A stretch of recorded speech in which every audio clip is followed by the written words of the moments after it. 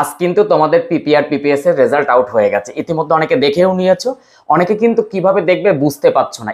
এর মধ্যে আমি কিন্তু ভিডিও দিয়ে দিয়েছিলাম যে কিভাবে কোন ওয়েবসাইটে তুমি ভিজিট করলে তোমার রেজাল্ট দেখতে পাবে, কিন্তু এত বেশি ফোন কলস আসছে যে স্যার আমার রেজাল্ট আমি দেখতে পাচ্ছি না। তাই 2024 মাধ্যমিক যারা দিয়েছিলে পিপিআর পিপিএস করেছো, আজকে রেজাল্ট আউট দেখতে পাচ্ছ না, তাদের জন্য এই মোবাইলের সাহায্যে আমি হাতে ধরে দেখিয়ে দেবো যে কিভাবে তুমি রেজাল্ট বার করবে।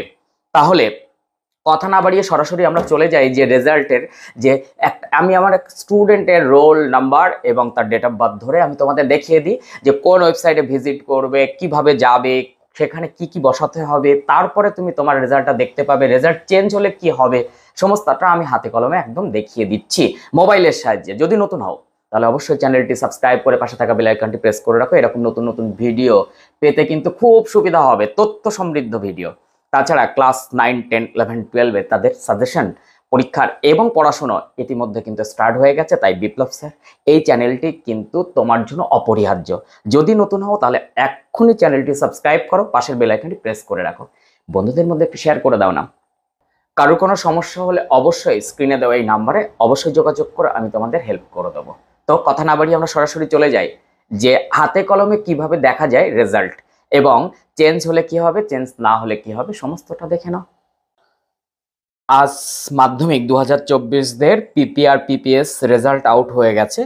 তো সেখানে কিভাবে তুমি সেই রেজাল্টটা দেখবে আমি হাতে কলমে দেখিয়ে দিচ্ছি। একদম মোবাইলের লক স্ক্রিন খোলা থেকে শুরু করে একদম শেষ পর্যন্ত এন্ড অবধি আমার এক স্টুডেন্টের roll number date of birth দিয়েই আমি সেটা দেখানোর চেষ্টা করছি। তো প্রথমে আমরা কি করব, মোবাইলের লক স্ক্রিনটা খুলে নেবো। যার যার যেমন তেমনিভাবে সে খুলে নেবে। নেওয়ার পর সে গুগলে চলে যাবে। এই যে গুগল বা ক্রোমেও যেতে পারো। সেখানে গিয়ে সার্চ করবে www.indiaresults.com 2024। তো আমি সেটা সার্চ করলাম, করার পর দেখা গেল সামনে এই পেজটা খুলে গেল। কি লেখা আছে?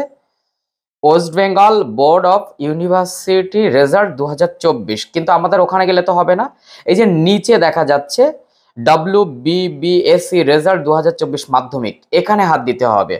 অর্থাৎ এখানে অনেকগুলো পার্ট আছে, ইউনিভার্সিটি অনেক কিছু, সেখানে নয়, একদম প্রথম যেটা আমি সেখানেই বলবো এইটাতে হাত দিয়ে দাও।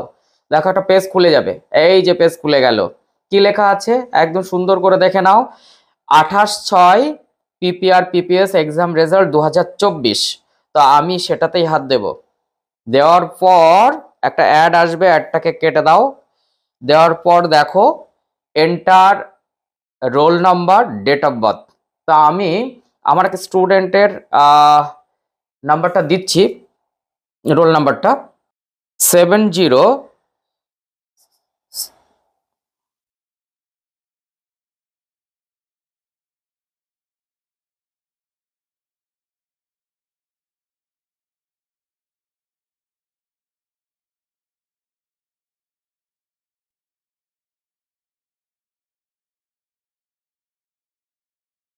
রোল নাম্বারের জায়গায় রোল নাম্বার দেওয়া হয়ে গেছে। ডেট অফ বার্থে চলে এসো। তার ডেট অফ বার্থ হচ্ছে 22। তা আমি 22 দিলাম। দেওয়ার পর মান্থে আছে 8, তা আমি 8 মান্থে দিলাম। তারপর ইয়ারে হচ্ছে 2007 দিয়ে দিলাম। দেওয়ার পর এই যে গো আছে না, গোতে হাত দাও। দেখো অলরেডি তার মার্কশিটটা এসে গেছে। এই যে সেখানে দেখতে পাচ্ছি হ্যাঁ চেঞ্জ হয়েছে, যে লেখা আছে চেঞ্জ থাকবে লেখা 550। আগে কত ছিল, কম ছিল। জিওগ্রাফিতে নাম্বার বেড়েছে, এই যে দেখাচ্ছে এখানে যে যে মার্কসগুলো নাম্বার বেড়েছে সেগুলো দেখিয়েছে, যেগুলো নাম্বার বাড়েনি সেগুলো না লিখে দিয়েছে সাবজেক্ট। তাহলে সেক্ষেত্রে 1, 2, 3 এই সাবজেক্টগুলো কিন্তু তার নাম্বার বেড়েছে।